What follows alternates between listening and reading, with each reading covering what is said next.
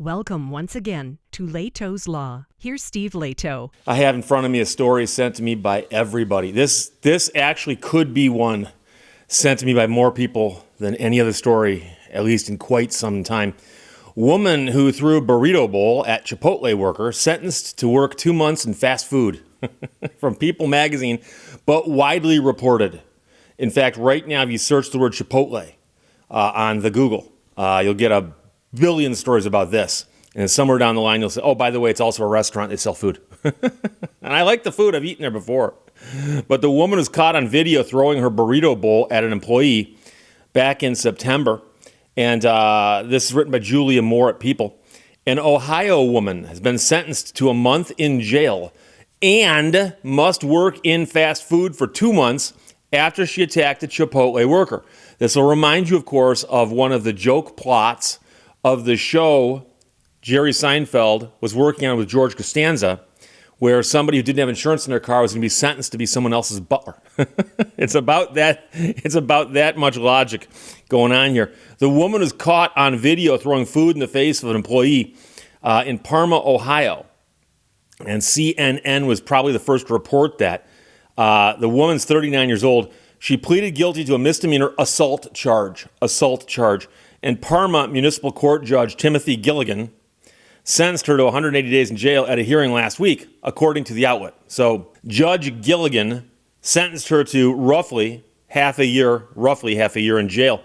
And he then gave her the option to instead spend 30 days in jail and work the remainder of her sentence, which would be 60 days, and that doesn't add up, but don't worry about that, at a fast food restaurant, according to the local outlet Fox 8 News.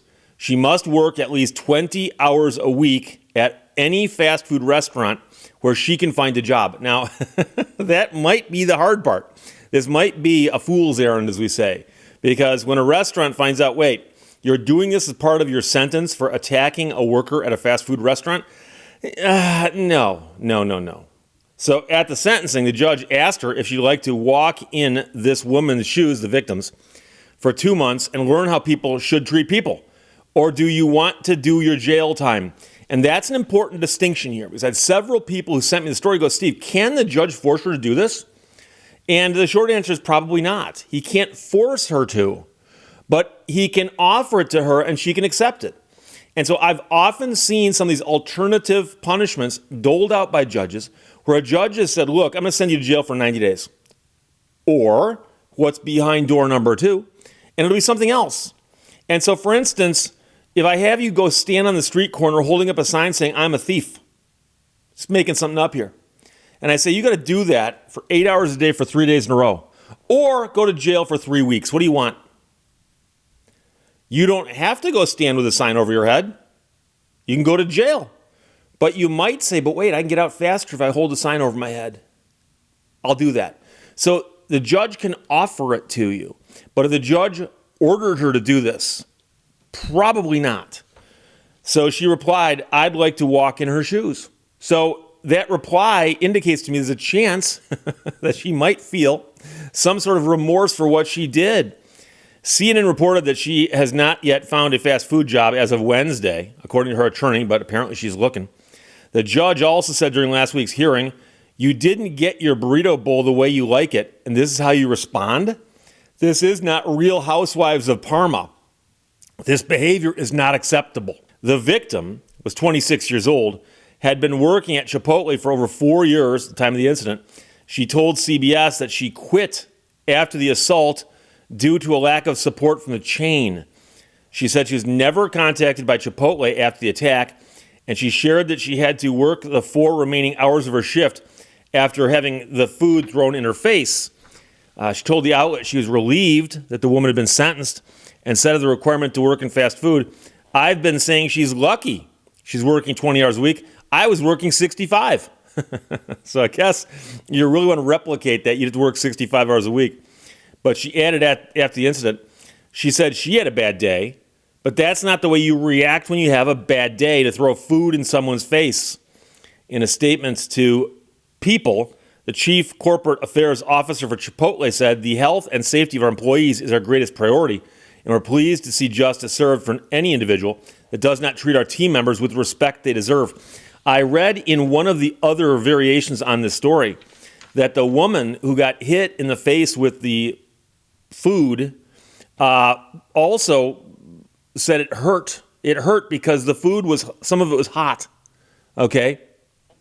Just been prepared, handed over the counter, and it comes flying back and hits you in the face. So she gets hit in the face with this hot food, and it hurt. Now, I don't believe she's hospitalized or injured in that sense, but we've talked before about the concept of assault and battery, and it's often phrased as assault and battery. But you should know that at common law, I'm talking about the earliest definitions of these things, a battery is simply an offensive touching. I walk up and I hit you, I punch you, I slap you, but I can also do other things that you'd find offensive in nature, right? So if I walk up behind you and I push you, that'd be an offensive touching. If I had something gross in my hand and I touched you with it, well, it might not be something that hurt you terribly, but it would be gross and offensive touching. And an assault is often defined as an attempted battery. I take a swing at you and I miss. I didn't touch you. No battery, but you tried. And so an assault is usually an attempted battery, but there's a few other elements, such as it's got to actually be something that was perceived as a threat. So if I walked up behind you and you're walking away from me and I took a swing at you and I missed and you never saw it, you never heard about it, later on somebody shows you a video and says, hey, did you see this guy took a swing at you and missed? Well, you weren't even aware of it. How harmed were you? But believe it or not, there are some states that might prosecute you for that, saying that there's a public policy concept that we don't want to ever let people do things like that and just get away with it because they can argue and say, hey, I didn't even know about it. But that's another story altogether. The point is that if I take a burrito bowl and throw it at you and hit you in the head with it, in the face, yeah, that's going to be a battery all day long. All day long. Now, here, the plea, don't forget that she pled guilty to something. It was a misdemeanor. And so quite often they'll say, well, if you plead to this, we'll drop this charge or we'll reduce the charge. But the primary question I was asked, and I was asked it more than once, is, isn't this a violation of the cruel and unusual punishment prohibition in the Bill of Rights? And the answer to that is no, it's not. No, it's not. And the reason it's not is, number one, I already told you, she has the choice. She can just say, no, I'll go sit in jail. I'll go sit in jail. So even if you considered to work at Chipotle a violation of the cruel and unusual punishment, she doesn't have to do it. She can go sit in jail. So she's choosing to do it. That would be number one. But number two, and this is the important thing, I often tell people you got to look at it and go, it's got to be cruel and unusual. Cruel and unusual. So those are two different things. And so how cruel is a punishment? Well, the cruelest punishment of all, of course, is capital punishment. You can't get more cruel than that.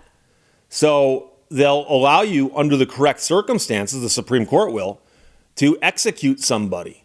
So cruelty actually requires a real high bar to hit that standard, but it's got to be cruel and unusual.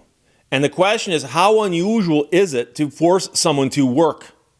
Well, I've seen some movies, Cool Hand Luke pops to mind, where there are some states that routinely put inmates to work and says, oh, well, you're living under our roof. You're going to abide by our rules, which includes working. You know, that's the sound of the man working on a chain gang. So working at a Chipotle, all jokes aside, is just simply working.